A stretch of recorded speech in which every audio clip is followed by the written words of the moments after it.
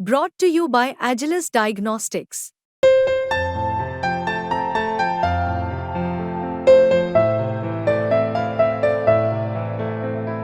Agilus Diagnostics. Lok Sabha चुनाव में कई सारे अलायंस बने और बिगड़े, लेकिन जो खेल राहुल गांधी और अखिलेश यादव ने रचा वही सबसे लकी साबित हुआ।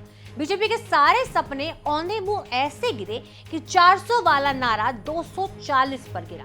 उत्तर प्रदेश में कांग्रेस और समाजवादी पार्टी के अलायंस ने 2024 के लोकसभा की तस्वीर और मोदी सरकार की तकदीर को बदल दी।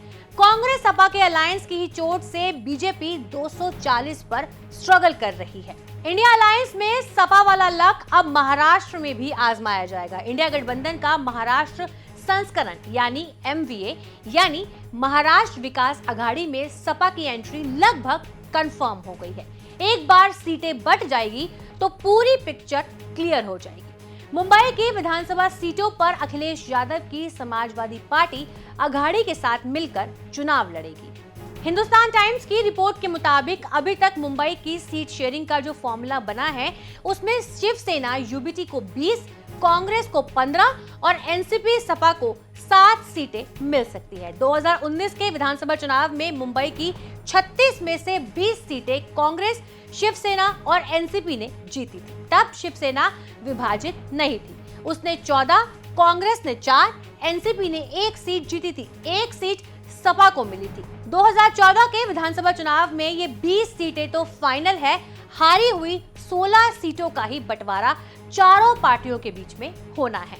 महाराष्ट्र में समाजवादी पार्टी का हाजिरी कई साल से है, लेकिन महाराष्ट्र कभी फोकस स्टेट नहीं रहा। सीटों पर हार जीत स्थानीय नेताओं की हैसियत के हिसाब से होती रही है। लोकसभा चुनाव में यूपी से बम्पर सीट जीतने के बाद अखिलेश यादव ने महाराष्ट्र पर नजरें टिकाई है। सभी जीते हुए सांसदों को लेकर मुंबई पहुंच गए हैं। जोरदार जलसा करके विधानसभा चुनाव में उतारने का इशारा किया गया है। महाराष्ट्र की राजनीति 6 असरदार पार्टियों में बटी है। राजनीति का मिजाज समझते हुए अखिलेश यादव ने अकेले लड़ने की समझदारी नहीं दिखाई। इंडिया गठबंधन वाले रिश्ते के लिहाज से उनके लिए MVA में घुसना काफी आसान हुआ। यूपी में कांग्रेस के साथ सपा के आने का फायदा सबको साफ दिखा है। सपा इस उम्मीद में है कि जैसे यूपी के ओबीसी यादव मुसलमानों ने प्यार लुटाया, वैसे ही मुंबई वाले भी कर सकते हैं। यूपी से मुंबई माइग्रेट हुआ क्राउड मुसलमान, ओबीसी यादव मुंबई के चुनाव में यही सपा की पूंजी बनेंगे। अघाड़ी का फायदा ये है कि सपा को साथ लेने से वोटों का बिखराव नहीं होगा। अगर साथ नहीं लिया तो सपा लड़ेगी और अघाड़ी के वोट काटेगी भी, जिसका फायदा बीजेपी एनडीए को हो जाएगा। कांग्रेस सपा के साथ और विरोध का खट्टा मीठा नतीजा देख चुकी है। यूपी में अलायंस में बम्पर फायदा हुआ। मध्य प्रदेश के विधानसभा चुनाव में बम्पर नुकसान हुआ। अलग लड़ने से सपा को मध्य प्रदेश में कोई भी सीट नहीं मिली, लेकिन माना जाता है कि 4 सीटों पर कांग्रेस का मोटा नुकसान वोट बंटने से हो गया।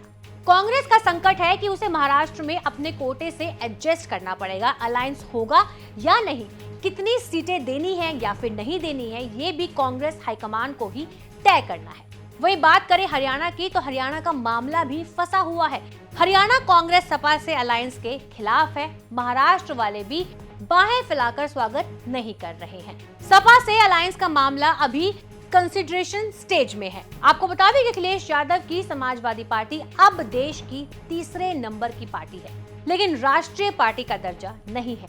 महाराष्ट्र, हरियाणा, जम्मू कश्मीर, झारखंड के चुनावों से सपा अगर न्यूनतम 6% वोट भी हासिल कर पाई तो बीजेपी कांग्रेस के साथ 3रे नंबर की राष्ट्रीय पार्टी बन जाएगी समाजवादी पार्टी।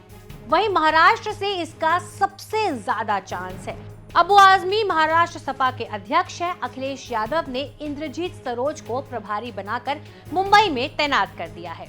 महाराष्ट्र में अघाड़ी की 3 पार्टियों ने बीजेपी और उसके सहयोगियों के छक्के छुड़ा दिए थे। इंडिया ने 38 में से 30 से ज्यादा सीटें जीतकर बीजेपी को करारा झटका दिया था। कांग्रेस ने हैरान अंगेज वापसी करते हुए सबसे ज्यादा 13 सीटें जीती थी। शिवसेना यूबीटी को 9 और एनसीपी ने 8 सीटें जीती थी।